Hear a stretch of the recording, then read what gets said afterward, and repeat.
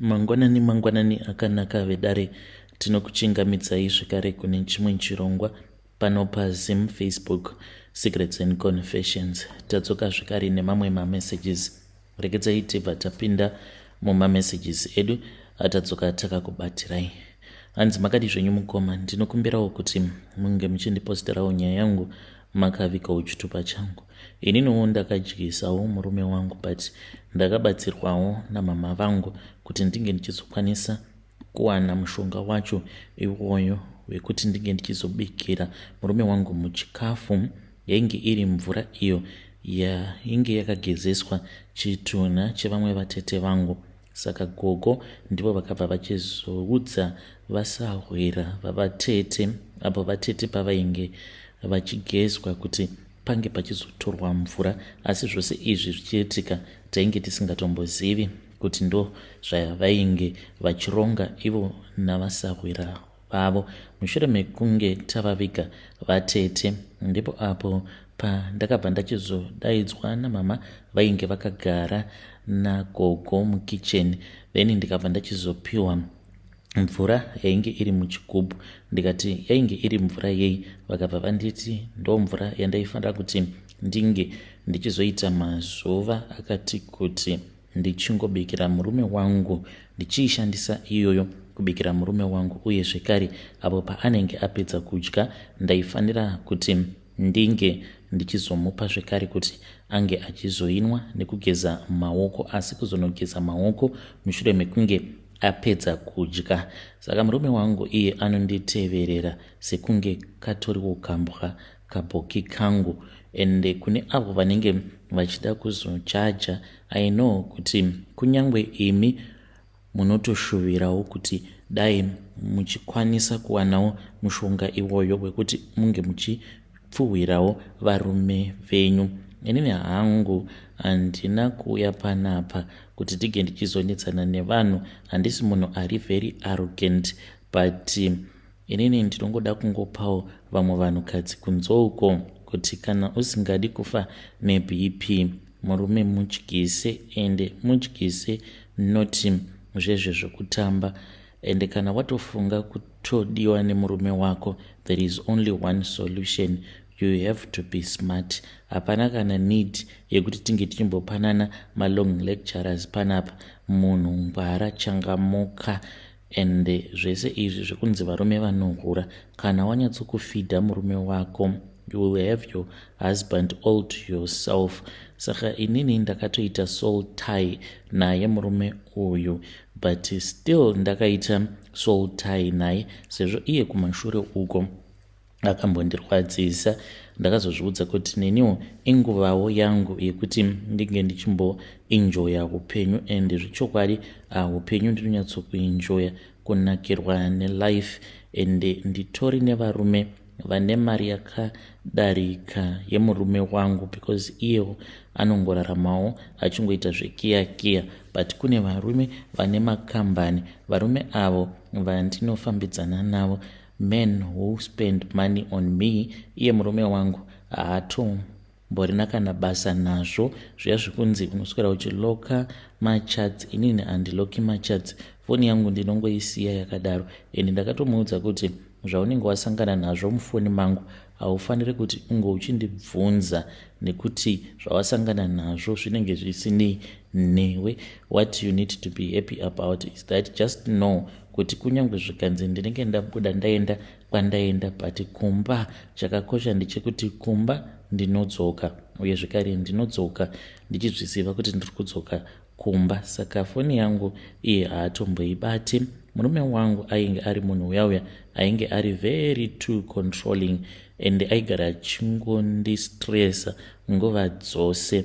He used to drink a lot, and iye aiti kana akaenda kunonwa, he expected kuti ndiri ndike ndichizosara kumba ndiri ndega, achiti mukadzi wemunhu haafaniri kuti ange achiendawo kunonwa doro, haafaniri kuti ange achienda kubhawa, but iye aienda wani kubhawa kwacho ikoko. Dzimwe nguva otoregedza kudzoka, achizotodzoka maybe mangwana acho. Apa mainhiya ndinenge ndingori ndega. Dzimwe nguva ndiine kamwana kacheche kachindinetsa usiku hwose. Apa munhu anenge ari kumafaro iye aiti haadi mafoni anoiswa mapassword, and ndaingoti kana ndikangoisa mapassword pafoni obva atotanga kutondibvunza kuti why foni yako iine pin kana kuti mapasswords. I kept asking myself kuti murume uyu is he a husband kana kutoti atova muCID wangu. That was when I realized kuti the situation was supposed to be fixed, and ndaigara ndingori nestress ndichingoisira mama vangu mavoice notes ndichingochema each and every time, because aiti kana kaenda kubhawa mhene kuti anenge anetsana here nemahure ake ikoko. Aizoti kana odzoka manje wainyatsokuona kuti munhu anenge achida kutongonetsana newe for no reason at all. Munhu aikwanisa kudzoka kana kuma 3 am obva akumutsa achiti mukaubiki apa, uchizokuona kuti munhu atori nemazistresses ake. Kana ukangoramba utanga kushaudiwa uchiudzwa kuti automborina kana basa zvachose.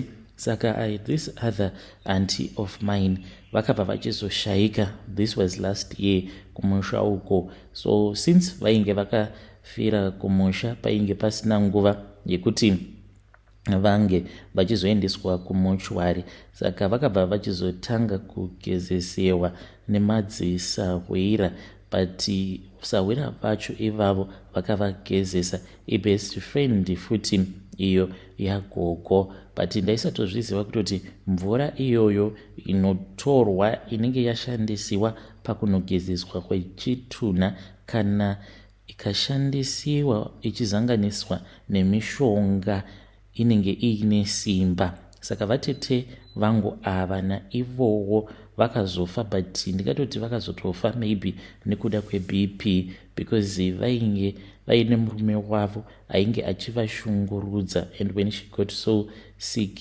mukoma vakatomboendeswa kune imwe n'anga uko kwavaiudzwa kuti kana vakadzokera kwavari banguru vaikwanisa kuzotofa, because vainge vava noumwe munhu uyo wavainge vachifambidzana naye. I think vakatombopiwawo mishonga iyoyi yemupfuwira, but semunhu ainge achinamata vainge vasingazvifarire I guess, but vakazofa makumbo avo akazvimba kumeso zvekare nemaoko awa. Kunyange ipapo pandakazopiwa mvura iyo yainge yakashandisiwa kunogeza mutumbi wavo ndakaigamuchira, because ndakazvibvunza kuti nemashungurudzirwo ose awo andaimbopota ndichiitwa nemurume zvinoreva kuti ndaizosvikawo pakuzorwara sezvainge zvichiita vatete here. Ndikati kwete, a woman is supposed to control her own destiny. Ndakadzoka kuno kuSouth Africa ndaipota ndichimubikira sadza. Dzimwe nguva ndaimubikira sadza nederere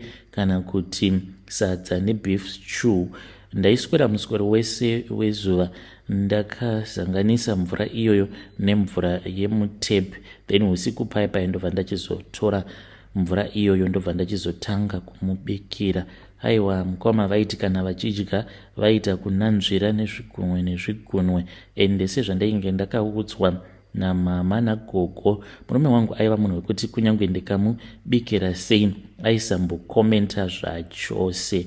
But ipapo pandakamubikira sadza nederere, ende derere iri ndakatoenda ndikanoritenga kukabuchari kana muchikaziva kanonzi Roots Butchery.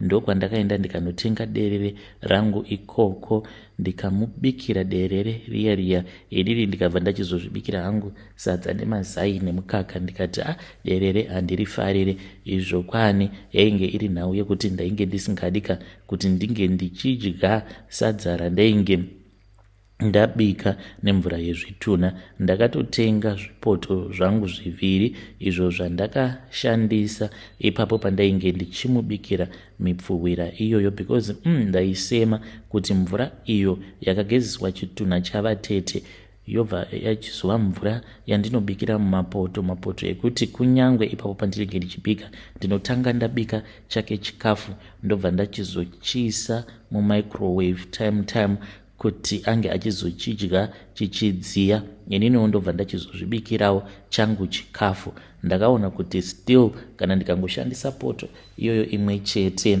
zvinenge zvakafanana, saka ndakatotenga zvipoto zvangu 2 zvandakazorasa mushure mekunge ndapedza kuzadzikisa mhiko dzacho idzodzo. Aiti achidya paya wainyatsokuona munhu achinditarisa ende achinyemwerera over ati, baby, yeah, this food is amazing. I would smile knowing kuti it was never going to be a problem again in my life. After that, murume wangu, he completely changed.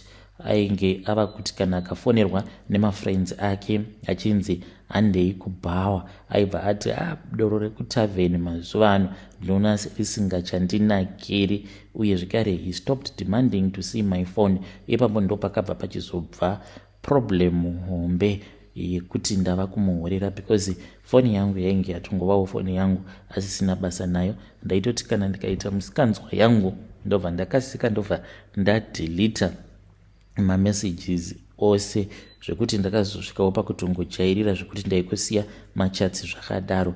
Ndaiti kana ndikamuudza kuti ndoda kumboenda kushopping dzimwe nguva ndobuda kana kuma7 ndozodzoka kumba kana kuma9 p.m. Ndaingomuudza kuti ndanga ndichishaya makombi apa kwatinogara mukomanashi akusimbori kure nekutauni zvekuti kana ukashaya kombi netsoka panotofambika about 20 minutes unenge watosvika kulocation kwatinogara.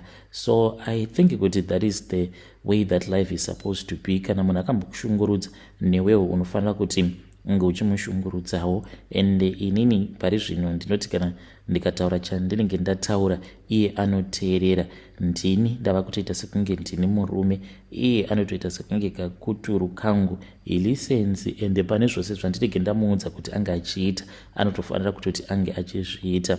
You see, ininika, I was born as a city girl. I cannot be loyal to one man forever. Ndiri munhu wekuti ndinotozviudza kutoti ndinofanira kuti ndige ndichimboenjoyawo life. Ndine varume avo vakasiyana siyana vandinofambidzana navo, but murume wangu kunyange zvikanzi andibatira mamessages haatomborina kana basa nazvo. Friend yangu inotombondibvunza kuti asi iwewe unombozvifambisa sei? This other day apo pandakaenda kusleep over, ndikatomudza kuti nhasi ndikuenda kusleep over. Akazotondifonera time akandibvunza kuti komuripi nhai vasikana, nekuti ndadarika nekumba kwenyu manga musiko. Ndikabva ndamuudza kuti ndainge ndiri kumba kweboyfriend yangu.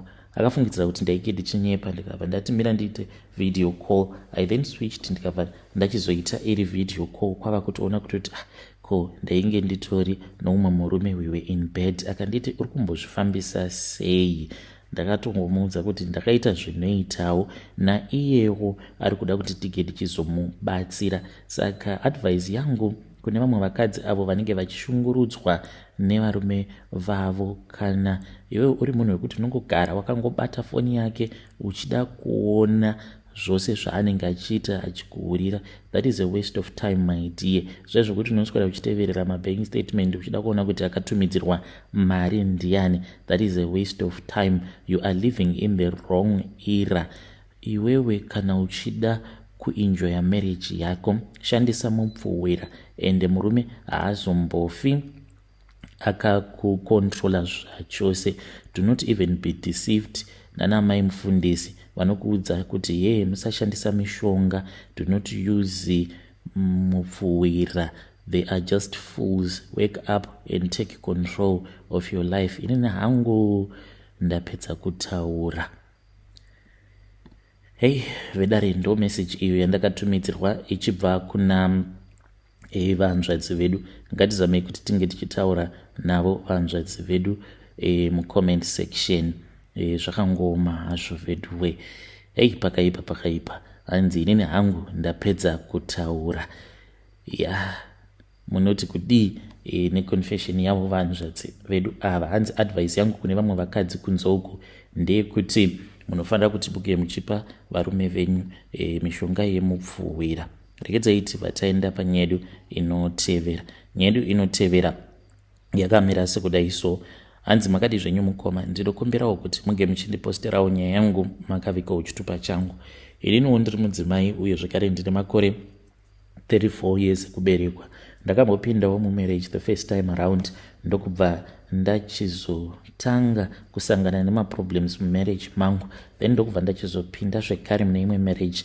Right now ndava mumarriage yenumber 3. Saka ndakatozviudza kuti ipapapa ndopandichabatirira uye zvekare ndopandichafira ndakabatirira.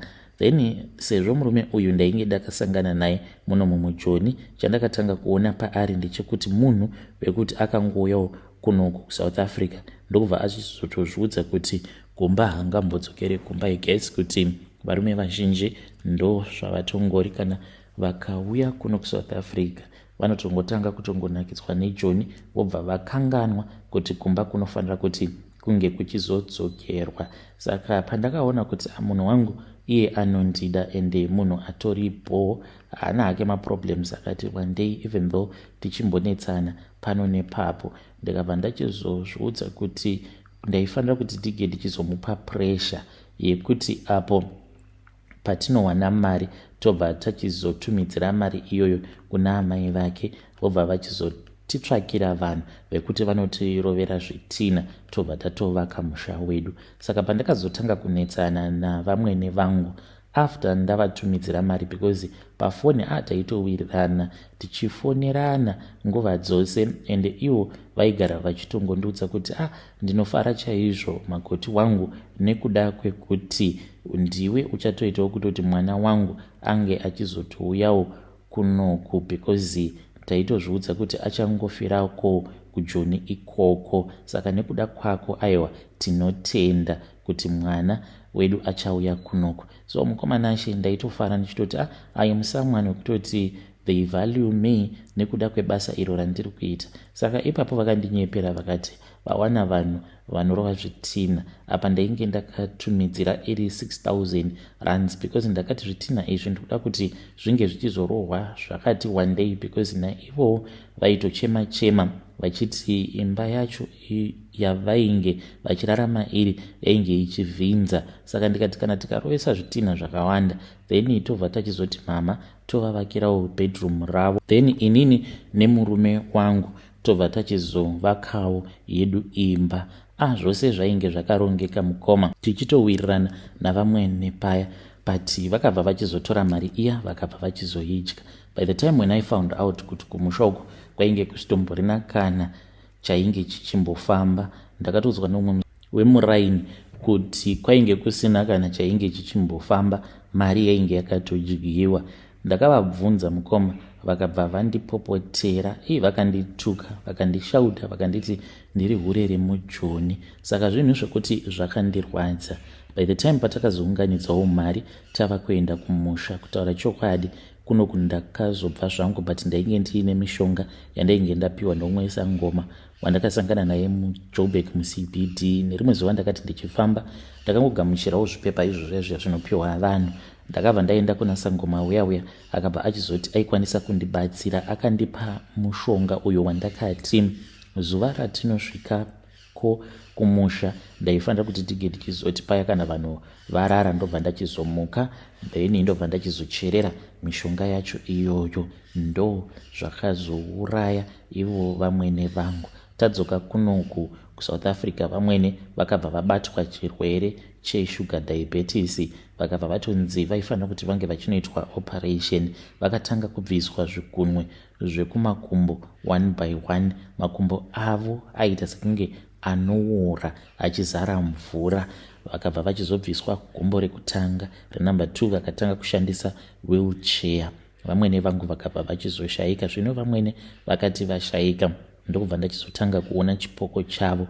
Ndakabva ndachidzokera kuna Sangoma ndikapiwa mamwe maherbs, so awo andinogara ndinawo andinopfungaidza nguva zhinji kana kuri kunzi ndinenge ndaswera ndisinganzwi zvakanaka uri mucherechedzo wekuti ndinenge ndichazoona chipoko chavo. Ndiyo nyaya yangu mukoma. Kana mukaposta nyaya yangu ndisivisei ndichange ndichizotevererawo ndiri mucomment section. Vedare ndo message iyo yandakatumidzirwa ichibva kuna vanzvadzi vedu ngatizamei kuti tinge tichitaura navo vanzvadzi vedu ava mucomment section. Zvakangooma hazvo vedu we. Strange things indeed they do happen in this world. Pakaipa. Solution yacho yekuuraya munhu. Regedzai tibva taenda panyedu inotevera.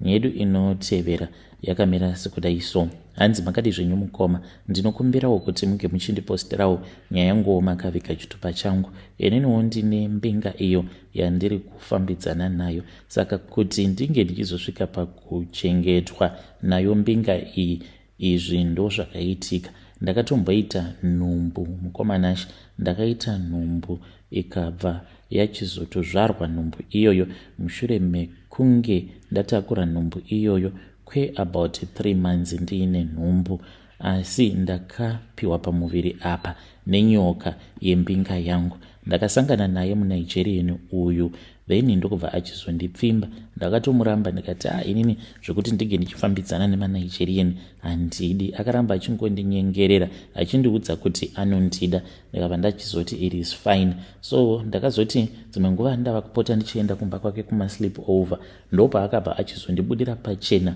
akanditi iye ane nyoka yake. Akanditora akaenda neni mune imwe room, ndikabva ndaona nyoka yacho iri mhando yeshato, but kumuswe kwayo ine sikarudzi yemunhurume yakatokura kutodarika sikarudzi yake, yakatochechehutswa zvekare. Akabva andeti kana ndichida ndakasununguka ndaifanira kuti ndige ndichizomubatsira. Ndikati kukubatsira nei?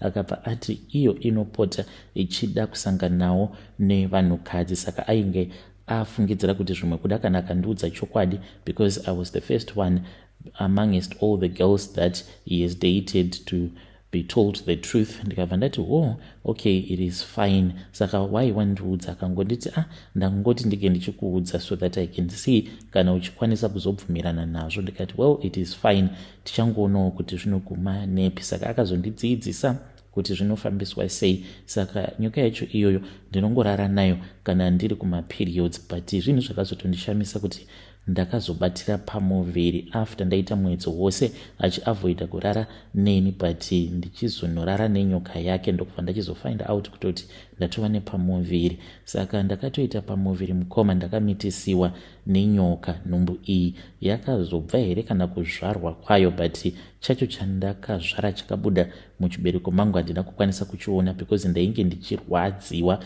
panguva yacho iyoyo. Iye nevamwe vake vakauya vakagamuchira chacho ichocho chakabuda mandiri, but panguva yacho iyoyo ndaitorota ndichiita sekunge nditori nyoka, hafu munhu. Then ndokubva ndachizozviona ndichizvara. Nyoka yaya yakanditarisa. Ndakazvara kamwana kasikana kainge kari hafu nyoka hafu munhu. Ndo zvakaitika izvozvo pandakasangana nembinga yangu kusvika pari nhasi ndinofambidzana nayo. Ndinotongoraramawo upenyu hutongori simple, but mari iripo. Amai vangu kumusha uko havatomborari nenzara. Chose chavanenge vachida ndinotongovatumidzira mari, nekuti muNigerian uyu anondichengeta kwazvo. Vedare ndo message iyo yandakatumidzirwa ichibva kuna ichibva kuna vanzvadzi vedu. Ngatizamei kuti tinge tichitaura navo vanzvadzi vedu ava mucomment section. Strange things indeed they do happen in this world.